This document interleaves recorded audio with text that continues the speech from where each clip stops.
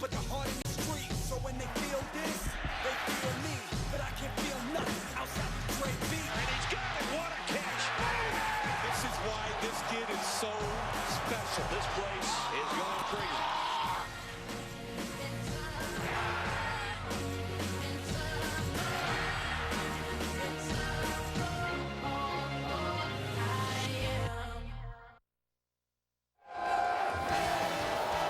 We are back now with the 11th pick in the second round, and in trade with Seattle, the Jets own the pick. And so we had Buffalo, we have Miami, and now we head down to the commissioner with one of my favorite Jets of all time. I know he's one of those guys that came in the league fast and left the league fast. Wesley Walker. I always liked him. To announce the New York Jets selection, please welcome from the University of California, Berkeley, the 33rd overall selection of the 1977 draft by the New York Jets, wide receiver Wesley Walker.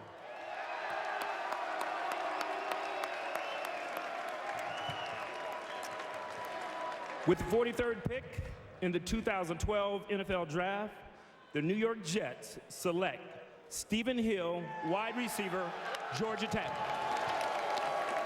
So a fast guy announces a fast guy.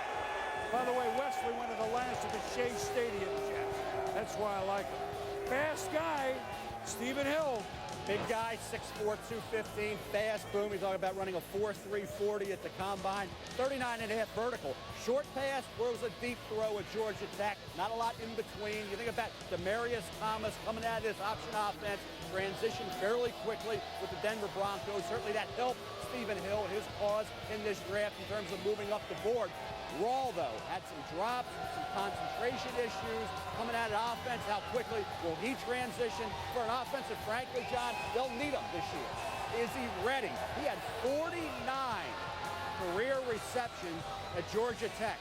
Justin Blackman had 49 catches in 4 games at Oklahoma State. That's not a lot of productivity, 49 catches. Receivers in college football now say get that in half a season. Blackman got it in 4 games, and he's going to have to be a target for Mark Sanchez this year. My question to you, John Gruden, is can Stephen Hill be that kind of receiver right away? I agree with you. He's a long way off, but if I'm a receiver coach and I get to develop a young kid, I want to take a shot at Stephen Hill. Now, 49 catches, that's unheard of for this high of a pick. If you're not throwing it to him in games, that means you're not throwing it to him on the practice field either.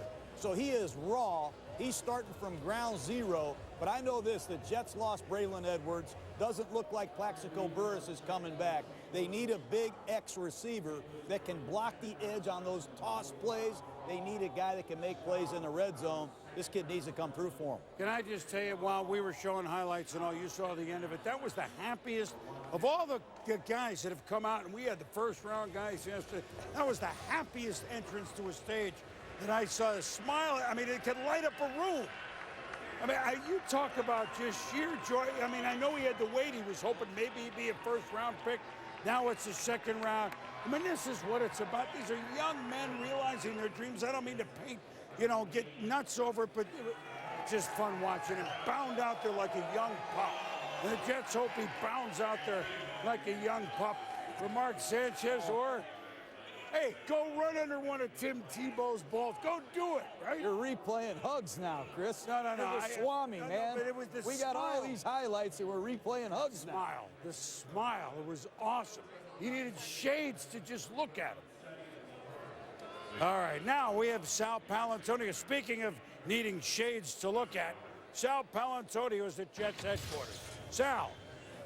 Well, just to echo what John Gruden said, they need a blocking wide receiver. Tony Sperano wants a physical wide receiver, and Stephen Hill can block. That's the one thing it's clear about him, and he runs a great 9 route. He's going to keep the safeties out of the box. They want to run the football. They need a guy who can get up the field, keep the safeties out of the box, and then block on the edge. That's exactly why they got this guy, and they need another wide receiver to complement Santonio Holmes. Right now it's just Chaz Chillins, who they got from Oakland, and Patrick Turner. Boom.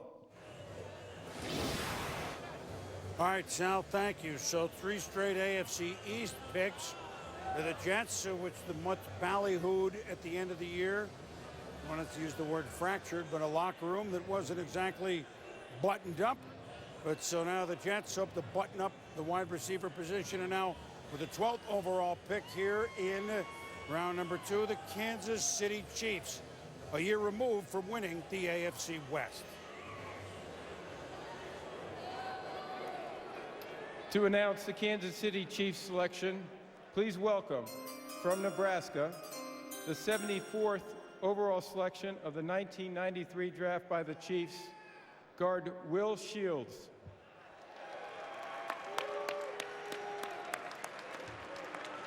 With the 44th pick in the 2012 NFL Draft, the Kansas City Chiefs select Jeff Allen, guard, University of Illinois.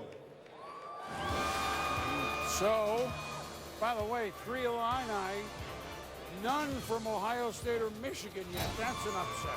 This kid can really pass protect. He's a 4-year starter at Illinois. I think he's going to play a guard for the Chiefs. But if you watch the Illini play, he plays left and right tackle in every game. He plays to the quick side, they call it. The one thing Jeff Allen can do is pass protect. He's not the most physical kid in this draft, but he's got playing versatility. He's a good athlete. I think he's going to get stronger. This Chief offensive line with the addition of Eric Winston over here at right tackle from the Houston Texans. Hudson takes over at center. Now you get Allen. This is a much better football team. 47 consecutive starts for the Illini, and he showed a lot of versatility, John. Right tackle, left tackle, some guard, and I agree with you. He's going to have to play inside. There was some concern at 6'4", 307, doesn't have the longest arms. Did he have the ability to be a tackle in the NFL? At Kansas City, though, he will be inside at offensive guard. So the Chiefs have selected next up. The Bears have moved up into the Rams slot.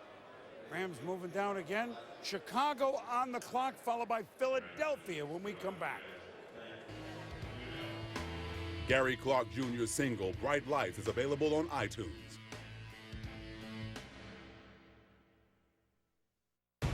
Let the games begin!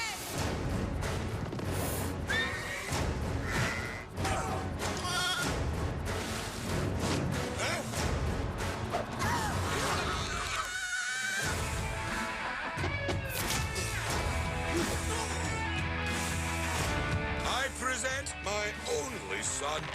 He took out a whole armada with one arm.